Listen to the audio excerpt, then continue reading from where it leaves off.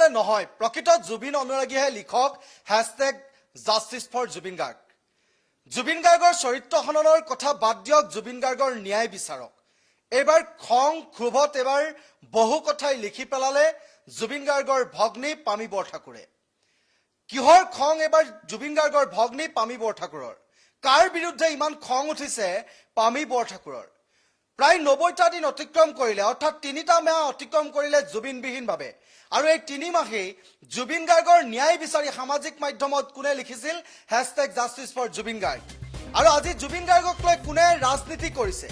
জুবিন গাৰ্গৰ আসলতে ন্যায় দাবীত যিধৰণে মাত পাতিব লাগিছিলে কৰবাত নহয় কৰবাত কোনোবা থমকি ৰৈছে নেকি কাৰ বিৰুদ্ধে ইমান খং আৰু ক্ষোভ উঠিছে জুবিন গাৰ্গৰ ভগ্নী পামী বৰঠাকুৰৰ জুবিন গাৰ্গৰ ন্যায় বিচাৰি মাত মতাৰ বিপৰীতে এতিয়া একাংশ নামিছে জুবিন গাৰ্গৰ চৰিত্ৰ হননতহে এবাৰ এই কথা স্পষ্ট কৰিছে পামী বৰঠাকুৰে সামাজিক মাধ্যমত বহু কথাই লিখিছে তাৰ মাজতে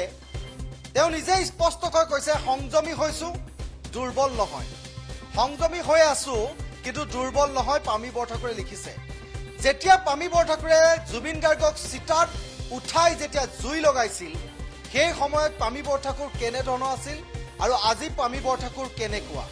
3টা মাহে কেনেদৰে পামী বৰঠাকুৰ বা জুবিনৰ ভগ্নী আৰু পত্নীৰ বুকুত যিকুৰা জুই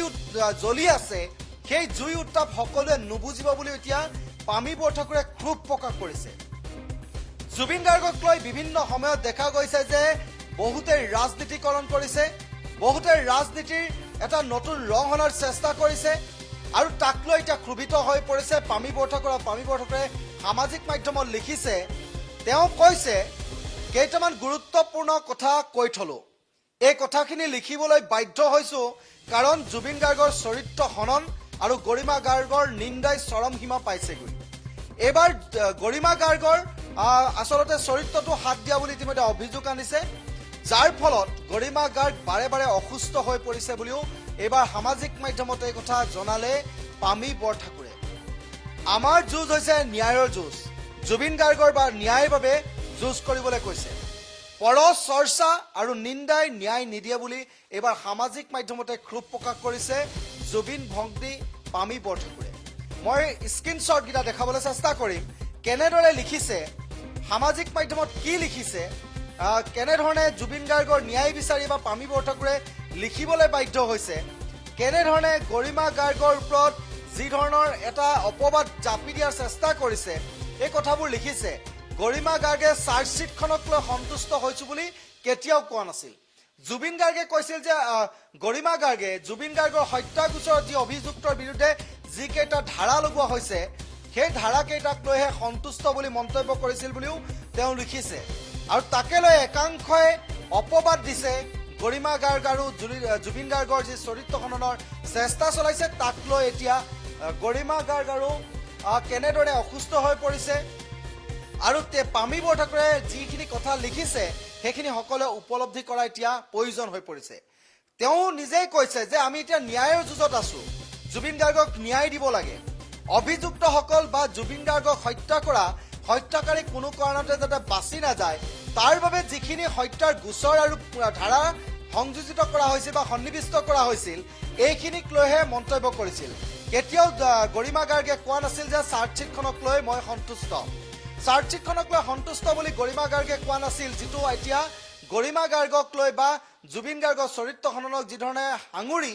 জুবিন গাৰ্গৰ ন্যায় প্ৰসংগটো বিপথে লৈ যোৱাৰ একাংশই চেষ্টা কৰিছে আৰু তাৰ বিৰুদ্ধে এতিয়া ক্ষোভত ফাটিছে পামী বৰঠাকুৰ আৰু পামী বৰঠাকুৰে লিখিছে মুখা পিন্ধা অকল নহয় প্ৰকৃত জুবিন অনুৰাগীহে লিখক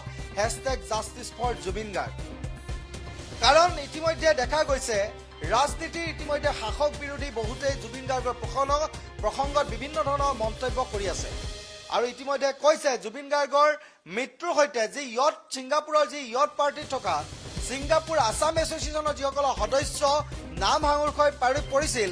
তেওঁলোকে আদালতত আহি সত্যটো কওক বুলি কৈছে তেওঁলোকৰ ব্লাডক লৈ এতিয়া প্ৰশ্ন উত্থাপন কৰিছে পামী বৰঠাকুৰে যিগৰাকী অভিমন্যু তালুকদাৰ সেই অভিমন্যু তালুকদাৰৰ কথাও কৈছে তেওঁ সাংবাদিকৰ আগৰত যেতিয়া সংবাদ মাধ্যমৰ ওচৰত হাঁহি কথা কৈছিল এই কথাবোৰো তেওঁ সমালোচনা কৰিছে আৰু এতিয়া সকলোকে কৈছে জুবিন গাৰ্গৰ ন্যায় প্ৰসংগত ন্যায়ৰ বাবে মাত মাতক, জুবিন গাৰ্গক ন্যায় দিয়াৰ চেষ্টা কৰক, জুবিন গাৰ্গৰ চৰিত্ৰ খনন নহয় বুলি, চৰিত্ৰ খনন কৰাৰ চেষ্টা নকৰিব বুলি এতিয়া সামাজিক মাধ্যমত এনেদৰে ক্ষোভ প্ৰকাশ কৰিছে পামী বৰ্তা।